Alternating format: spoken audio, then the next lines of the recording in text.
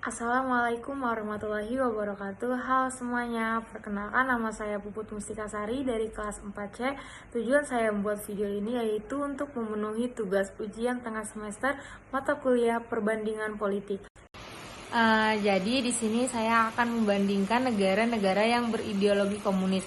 Nah, negara yang akan saya jadikan perbandingan yaitu antara negara Korea Utara dan Cina. Nah, di sini saya akan membandingkan mengenai sejarah negara tersebut, bagaimana sistem pemerintahannya, bagaimana sistem politiknya, serta bagaimana kondisi budaya di sana. Ideologi memerankan peran penting dalam pembentukan identitas dan tujuan suatu bangsa dan negara. Tanpa ideologi yang jelas, negara akan kehilangan arah dan tujuan yang dapat menyebabkan kekhawatiran dan kebingungan. Nah, ideologi itu berfungsi sebagai panduan dalam mewujudkan nilai-nilai yang dianggap penting bagi masyarakat dan negara, yang menjadi landasan bagi negara yang berdaulat untuk mencapai tujuan bersama. Namun demikian, setiap negara itu tuh memiliki perbedaan dalam ideologi, gagasan, pandangan tentang tujuan yang ingin dicapai. Nah, hal itu tuh mencerminkan keragaman dalam pendekatan dan nilai-nilai yang dianut oleh masyarakat dan negara tersebut. Oleh karena itu, perbedaan ideologi itu tuh merupakan hal yang wajar dan menggambarkan dinamika dalam proses pembangunan dan pembentukan identitas suatu negara. Nah, ideologi komunis itu tuh merupakan salah satu contoh dari beragam jenis ideologi politik yang telah berkembang di berbagai negara. Komunis bisa dianggap sebagai reaksi terhadap masyarakat kapitalis yang muncul sebelumnya, yang ditandai oleh kepemilikan swasta, eksploitasi tenaga kerja, dan ketidaksetaraan ekonomi yang besar. Nah, komunis itu tuh mengusulkan sistem yang berbeda di mana kekayaan dan kekuasaan itu tidak terkonsentrasi pada segelintir individu atau kelompok, melainkan didistribusikan secara adil kepada seluruh anggota masyarakat. Pada tahun 220 Masehi, Cina terpecah menjadi 3 kerajaan, tetapi berhasil dipersatukan kembali oleh dinasti Sui pada tahun 508 Masehi. Kemakmurannya mencapai puncak pada masa dinasti Tang, yaitu tahun 618 sampai 907 Masehi. Tetapi setelah itu Cina kembali terpecah menjadi berbagai kerajaan kecil. Nah, negara ini kemudian dipersatukan kembali oleh dinasti Yuan yang digantikan oleh dinasti Ming dan akhirnya diusir oleh dinasti Manchu. Nah, kekuasaan teritorial Cina mencapai puncaknya pada abad ke-18 pada tahun 1912. Nah, Cina menjadi republik di bawah kepemimpinan Dr. Sun Yat-sen sebagai presiden. Nah, perang saudara antara kelompok komunis dan kelompok nasionalis terjadi pada tahun 1940 sampai 1949. Nah, di mana kelompok komunis itu berhasil memenangkan perang tersebut. Akibatnya, pemerintahan nasionalis terpaksa mengungsi ke Taiwan, sementara seluruh daratan Cina dikuasai oleh komunis yang kemudian membentuk Republik Rakyat Cina.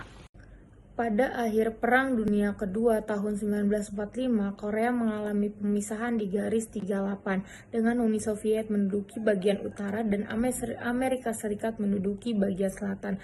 Nah, kedua negara itu gagal mencapai kesepakatan untuk menyatukan kembali Korea yang mengakibatkan pendirian dua pemerintahan terpisah pada tahun 1948. Nah, Republik Demokratik Rakyat Korea di utara dan Republik Korea di selatan. Perang Korea pecah pada tahun 1950 menggantikan pemisahan garis di paralel utara ke-38 dengan zona demilitarisasi Korea. Nah, Kim Il-sung memimpin Korea Utara hingga kematiannya pada tahun 1994. Itu tuh mewujudkan budaya pemujaan individu berdasarkan prinsip Juche. Putranya Kim Jong-il kemudian mengambil alih kekuasaan dan kemudian digantikan oleh putranya Kim Jong-un. Korea Utara mendapat perhatian internasional karena program misil nuklirnya. Sebelum pemisahan, Korea berada di bawah jajahan Jepang dari tahun 1910 hingga akhir Perang Dunia Kedua. Nah, gerakan perlawanan terhadap Jepang itu meningkat, terutama dipimpin oleh gerilyawan komunis seperti Kim Il-sung. Korea Utara mendapatkan sedikit paparan budaya Barat sebelum pemisahan, dengan dominasi agama Kristen di daerah daerah seperti Pyongyang. Pemisahan Korea terjadi setelah Uni Soviet dan Amerika Serikat setuju pada garis pemisahan di Konferensi Moskow tahun 1945.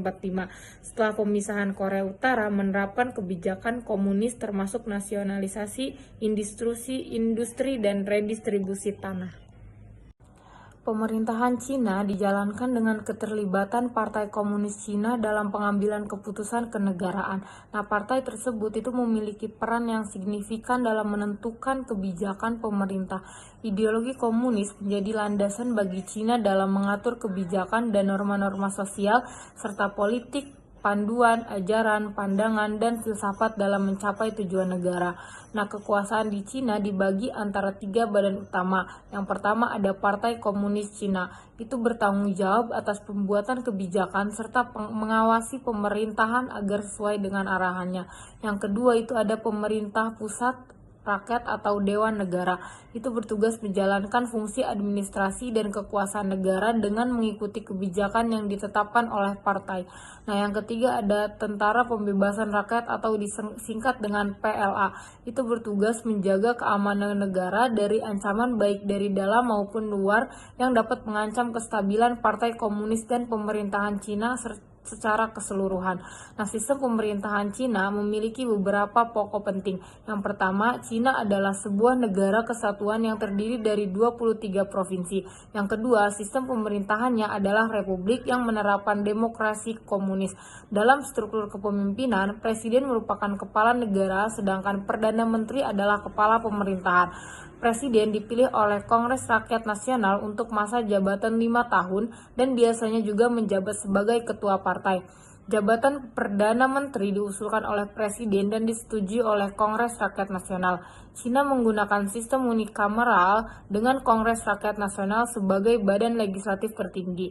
Kongres ini terdiri dari 3.000 anggota yang dipilih setiap 5 tahun dari berbagai wilayah, daerah, kota, dan provinsi. Lembaga negara tertinggi adalah Kongres Rakyat Nasional yang berfungsi sebagai badan legislatif, namun umumnya didominasi oleh anggota Partai Komunis Cina. Pembagian kekuasaan negara terdiri dari 3 lembaga utama. Pertama, lembaga legislatif dipimpin oleh parlemen yang membuat undang-undang, merancang kebijakan ekonomi, dan memilih kepala negara dan kepala pemerintahan. Kedua, lembaga eksekutif terdiri dari presiden yang merupakan kepala negara dan dewan negara yang bertugas menjalankan pemerintahan. Dan yang ketiga itu ada lembaga yudikatif yang menjalankan fungsi keadilan dipimpin oleh Mahkamah Agung Rakyat. Sistem birokrasi di Cina memiliki struktur yang luas dan tingkat pusat hingga tingkat daerah. Namun, birokrasi tingkat bawah sering memiliki kemandirian dalam menjalankan keputusan yang dibuat di tingkat pusat. Itu menyebabkan kompleksitas dalam implementasi kebijakan. Meskipun sistem ini terinspirasi dari model Leninis, birokrasi pusat sering sekali kesulitan memerintah birokrasi tingkat bawah secara efektif karena tingkat daerah memiliki kekuatan tawar-menawar yang signifikan untuk menjamin kepentingan mereka sendiri. Korea Utara adalah negara yang menegaskan konsep Juche, yaitu keyakinan dan kemandirian pada kekuatan sendiri. Ideologi Korea Utara dilahami oleh Uni Soviet pada masa kejayaan dengan pemimpin seperti Vladimir Lenin dan Joseph Stalin. Nah, negara ini menganut prinsip-prinsip komunisme, marxisme, dan ideologi kiri lainnya. Korea Utara menerapkan sistem pemerintahan sentralisasi dan totaliter di mana kekuasaan terpusat pada satu individu yaitu disebut presiden. Nah, meskipun konstitusinya menjamin hak asasi manusia termasuk kebebasan berpendapat, tapi dalam kenyataannya ada banyak pembatasan dalam menyuarakan pendapat dan pemerintahan melakukan pengawasan ketat terhadap kehidupan warga negaranya. Dalam sistemnya, konsep-konsep tersebut diterapkan secara ketat menghasilkan sebuah rezim otoriter yang mengatur semua aspek kehidupan di negara tersebut. Kemudian pemujaan terhadap kepribadian Kim Il-sung dan Kim Jong-il diorganisir secara resmi.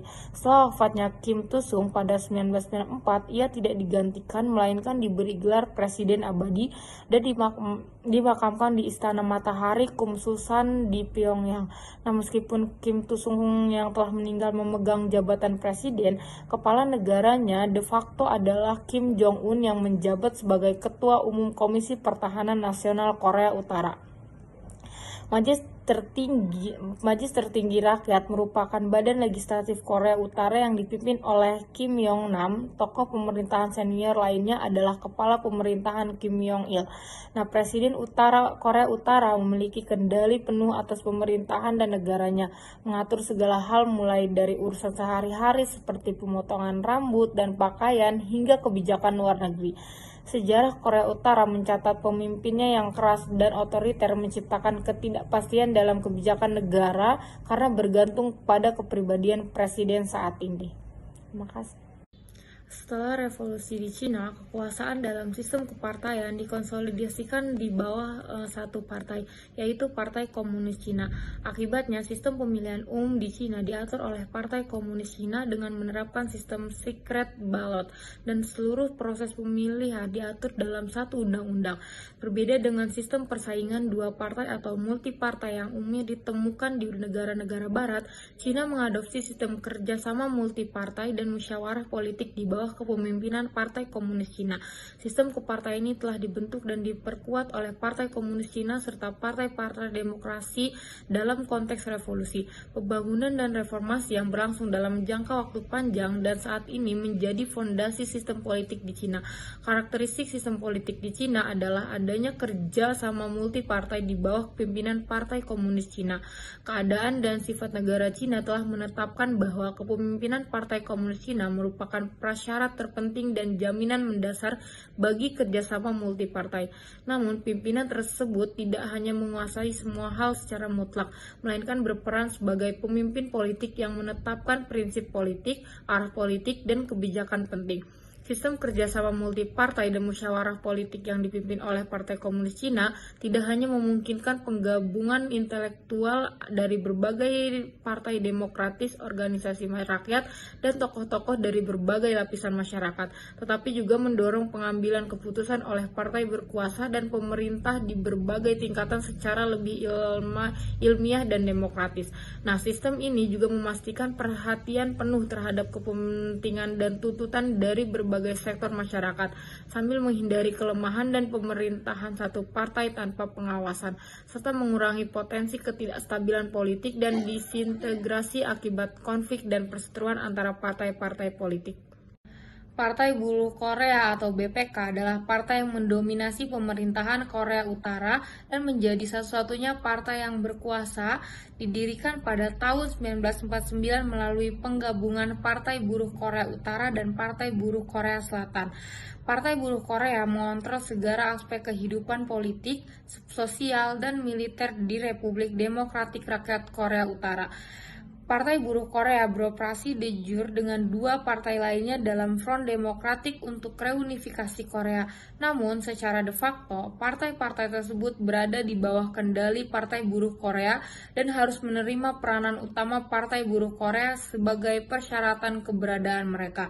Di tingkat internasional, Partai Buruh Korea dianggap sebagai organisasi kriminal oleh Korea Selatan dan disanksi oleh beberapa negara dan lembaga termasuk Australia, Uni Eropa, PBB, dan Amerika Serikat. Meskipun Partai Buruh Korea memiliki struktur formal secara kongres, tetapi dalam prakteknya kongres jarang diadakan. Kekuasaan dalam Partai Buruh Korea lebih cenderung terpusat pada figur pemimpin seperti Kim Jong-un yang saat ini menjabat sebagai Sekretaris Jenderal Partai Buruh Korea dan Ketua Komisi Militer Pusat Partai Buruh Korea. Partai Buruh Korea memegang ideologi JUSI yang menekankan kemerdekaan dan pembangunan nasional melalui upaya massa rakyat. Meskipun JUSI awalnya dipandang sebagai interpretasi lokal dari Marxisme, Partai Buruh Korea sekarang menegaskan JUSI sebagai filosofi independen. Konferensi keempat pada tahun 2012 menyatakan bahwa Kim Jong-ilisme adalah satu-satunya ideologi pemandu partai. Di bawah kepemimpinan Kim Jong-un, Partai Buruh Korea telah menegaskan komitmennya terhadap komunisme sambil menggeser fokusnya dari Partai Songun yang mengutamakan militerisme ke politik yang mengutamakan rakyat. Pemilihan presiden di Korea Utara dilakukan setiap 5 tahun, namun kandidat tunggal yang ada selalu Kim Jong-un. Dengan kontrol penuh atas negara dan masyarakat Korea Utara, Partai Buruh Korea memegang peran dominan dalam pemerintahan dan kehidupan politik negara tersebut. Negara Cina memiliki tradisi dan kebudayaan yang kaya dengan populasi lebih dari 1,37 miliar orang. Tradisi dan kebudayaan Cina semakin menguat. Etnis Tionghoa memiliki semangat dan moralitas tinggi dengan setiap individu memiliki kesempatan yang sama untuk mendapatkan pendidikan. Pendidikan dalam lingkungan keluarga Tionghoa sangat dipengaruhi oleh peranan orang tua yang menerapkan nilai-nilai budi pekerti seperti perilaku bakti, rendah hati, kejujuran, cinta kasih, dan semangat belajar. Agama yang dominan di Cina adalah Tionghoa dan Buddha. Tionghoa menekankan perbaikan akhlak manusia dan upaya untuk mencapai kebahagiaan abadi dengan menyatu pada Tao atau Tuhan. Sementara Buddha mengajarkan pengembangan kebijaksanaan, pemahaman, dan menjalani kehidupan moral untuk mencapai nirvana. Cina memiliki kalender tradisionalnya sendiri yang berasal dari zaman kuno yang digunakan siklus tahunan yang dinamai berdasarkan binatang. Kalender ini dipercaya mempengaruhi nasib seseorang berdasarkan tahun kelahirannya. Dengan contoh Sioa yang memiliki kepribadian tertentu. Pendekatan kesehatan tradisional di Cina lebih mengandalkan penggunaan obatan tradisional dengan keyakinan bahwa keseimbangan antara tubuh dan lingkungan sangat penting untuk mencegah dan mengobati penyakit. Bahasa resmi yang digunakan di Cina adalah bahasa Mandarin yang memiliki akar dalam sejarah dinasti Qing. Mandarin dulu merupakan sebutan untuk pembesaran-pembesar Manchu, suku yang mendirikan dinasti Qing. Meskipun ada pandangan bahwa bahasa Mandarin adalah dialek daripada bahasa Mandiri, bahwa orang mempelajarinya karena kegunaannya yang luas dalam perdagangan dengan masyarakat Cina. Kaligrafi Cina merupakan seni menulis tanda-tanda bahasa Cina yang telah ada sejak zaman kuno untuk menyampaikan gagasan serta menampilkan keindahan garis abstrak. Tradisi perayaan Imlek adalah perayaan untuk menyambut musim semi di mana petani bersyukur atas hasil panen tahun sebelumnya dan berharap akan mendapatkan kemakmuran di tahun yang akan datang. Sosial budaya Korea Utara tercermin dalam kuatnya kontrol pemerintah atas kehidupan sehari-hari warganya. Dengan kultus kepribadian yang mendalam terhadap keluarga Kim, terutama Kim Il-sung, Kim Jong-il, dan Kim Jong-un, propaganda menjadi alat utama dalam pembentukan pandangan dan perilaku masyarakat. Warga diberi pelajaran tentang keagungan rezim dan diharapkan untuk menghormati dan mematuhi pimpinan mereka.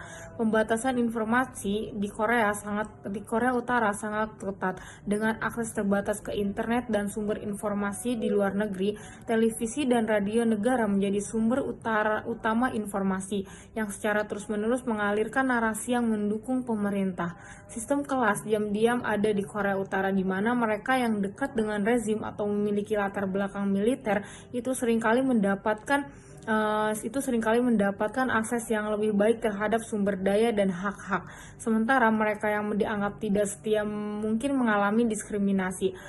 Kebebasan beragama sangat terbatas di Korea Utara dengan negara secara resmi menganjurkan ateis dan melarang praktik keagamaan yang tidak disetujui oleh pimpinan. Di bidang seni dan budaya, pemerintah mempromosikan warisan budaya tradisional Korea Utara sebagai bagian integral dari identitas nasional. Kontrol terhadap pakaian dan gaya hidup juga diberlakukan di Korea Utara dengan standar yang harus diikuti oleh warga. Dalam keseluruhan, sosial budaya Korea Utara tercermin dalam kontrol ketat pemerintah terhadap kehidupan sosial, politik, dan budaya warganya. Kesimpulannya adalah bahwa dalam melihat perbandingan ideologi antara Cina dan Korea Utara, kita dapat menyimpulkan bahwa meskipun kedua negara ini memiliki akar ideologis yang serupa, yaitu komunis, implementasi dan interpretasi ideologi tersebut sangat bervariasi di setiap negara. Meskipun keduanya memiliki akar sejarah yang berbeda dan konteks sosial budaya yang unik, mereka memiliki beberapa kesamaan dalam hal sistem pemerintahan otoriter dan ideologi yang dominan. Dalam hal ini, Cina dan Korea Utara semuanya memiliki sistem kepemerintahan yang dipimpin oleh partai komunis atau partai tunggal yang kuat serta cenderung menekankan kontrol negara yang ketat atas kehidupan politik, ekonomi, dan sosial.